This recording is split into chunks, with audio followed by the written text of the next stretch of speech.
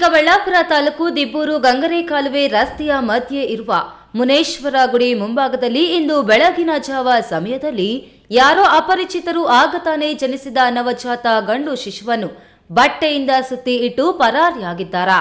ಮಗುವಿನ ಚೀರಾಟ ಕೇಳಿದ ಜಮೀನು ಮಾಲೀಕ ಕೆಂಪಣ್ಣ ಹಾಗೂ ಅವರ ಮಗ ಮಹೇಶ್ ಮಗುವನ್ನು ನೋಡಿ ರಕ್ಷಿಸಿ ತಕ್ಷಣ ನವಜಾತ ಶಿಶು ಪತ್ತೆಯಾಗಿರುವ ಬಗ್ಗೆ ದಿಬ್ಬೂರು ಗ್ರಾಮದ ಆಶಾ ಕಾರ್ಯಕರ್ತೆ ಗಾಯತ್ರಿ ಅವರಿಗೆ ಮಾಹಿತಿ ನೀಡಿದ್ದಾರೆ. ಸ್ಥಳಕ್ಕೆ ಬಂದ ಆಶಾ ಕಾರ್ಯಕರ್ತೆ ಜಿಲ್ಲಾ ಮಕ್ಕಳ ರಕ್ಷಣಾ ಘಟಕ ಹಾಗೂ ಆರೋಗ್ಯ ಇಲಾಖೆ ಸಿಬ್ಬಂದಿ 1.9 ಕೆಜಿ ತೂಕದ ಗಂಡು ಮಗುವನ್ನ ರಕ್ಷಿಸಿ ಚಿಕ್ಕಬಳ್ಳಾಪುರ ಜಿಲ್ಲಾಸ್ಪತ್ರೆಗೆ ಸಾಗಿಸಿ ಮಕ್ಕಳ ವಿಭಾಗದ ತೀವ್ರ ನಿಗಾ ಘಟಕದಲ್ಲಿ ವೈದ್ಯರು ಆರೈಕೆ ಮಾಡುತ್ತಿದ್ದಾರೆ.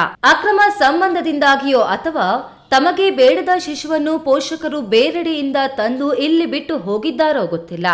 ಇಂತಹ ಮುದ್ದಾದ ಮಗುವನ್ನು ಹೀಗೆ ಅನಾಥವಾಗಿ ಬಿಟ್ಟು ಹೋಗೋಕಾದ್ರೂ ಹೇಗೆ ಮನಸ್ಸು ಬಂತಪ್ಪ ಅಂತ ಅಲ್ಲಿ ನೆರೆದಿದ್ದ ಜನರು ಆಡಿಕೊಳ್ಳುತ್ತಿದ್ದರು.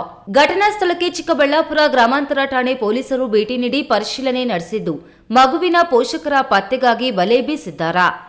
KS Narayanaswamy, A news TV, Chikkaballapur.